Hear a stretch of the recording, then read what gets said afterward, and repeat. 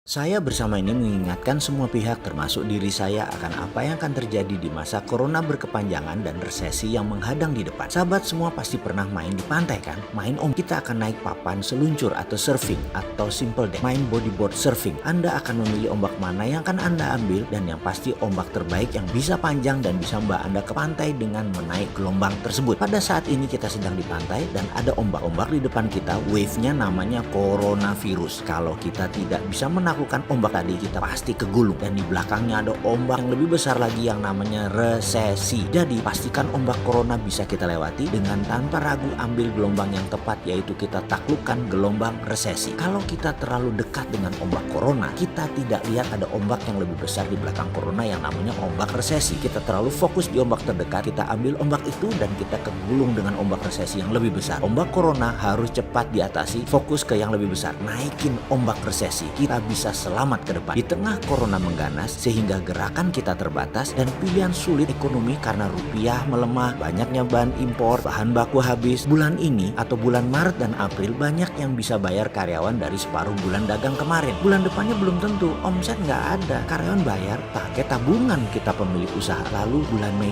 ketika THR karyawan gajinya 2 kali, apa yang harus kita sebagai pemilik UKM lakukan ketika jualan tidak menutupi biaya lagi? Kuatkah banyak pengusaha PHK kah pilihannya atau bangkrut? Semua orang teriak, terutama pengusaha UKM. Dalam video sebelum ini ada kata global ekonomi sama dengan control alt delete. Itu kenapa di reset? Lalu ternyata ada gelombang tsunami besar di belakang gelombang resesi, yaitu perang dua raksasa yang akan mengganas memuncak sebelum pemilu Amerika November 2020. Kalau pengusaha saat ini sulit melihat di atas bulan Mei masih bisa bisnis atau tidak karena gerakan terbatas corona dan hancurnya rupiah serta bursa, maka kita harus lakukan apa? Kita harus ubah bisnis model kita. Merubah bisnis model itu banyak cara. Misalnya mengecilkan ukuran produk, merubah bisnis model yang paling sederhana sekali lagi juga merubah cara pembayaran, merubah target pasar. Ada banyak lagi. Inilah masa kita menyalip di tikungan. Ketika semua orang slow down, kita mulai menyerang. Nyerangnya bagaimana? Merubah bisnis model. Saya sarankan di masa sekarang sampai habis lebaran kita siap-siap meluncurkan produk baru. Sekedar ilustrasi, ini nasihat dari sahabat saya, seorang CEO dari perusahaan yang beromset 20 triliun setahun, di mana suatu masa keadaan seperti sekarang, resesi. Produknya salah satunya adalah susu. Susu yang 1000 gram nilainya kira-kira 100 ribu rupiah. Maka dia juga punya ukuran 500 gram dengan harga 55 ribu rupiah. Karena resesi berkepanjangan, dia buat ukuran 100 gram dengan harga 12 ribu. Kenapa? Bayangkan kompetitornya punya ukuran 250 gram dengan harga 25 ribu. Apa yang terjadi kalau dia tidak memiliki ukuran yang lebih kecil, di mana uang si pelanggan hanya 15 ribu di kantongnya tapi ingin membeli susu buat anaknya? Maka yang 55 ribu produknya tidak akan dibeli. Yang dibeli adalah produk kompetitornya yang 25 ribu. Namun sekali lagi, apa yang terjadi kalau susunya 12 ribu rupiah tadi tidak ada? Mereka turun beli susu kotak yang 300 mililiteran walaupun susunya hanya 5 gram. Itulah strategi di masa krisis, merubah model bisnis kita ke ukuran yang lebih kecil. Jadi apa yang terjadi ya kalau kita tidak punya ukuran lebih kecil? Pelanggan kita beli produk kompetitor kita, dan apa yang terjadi? Ternyata dia suka dengan rasanya dari produk kompetitor kita. Begitu ekonomi sudah up, dia tidak balik lagi ke kita. Itulah sebabnya kita harus merubah model bisnis kita ke ukuran yang lebih kecil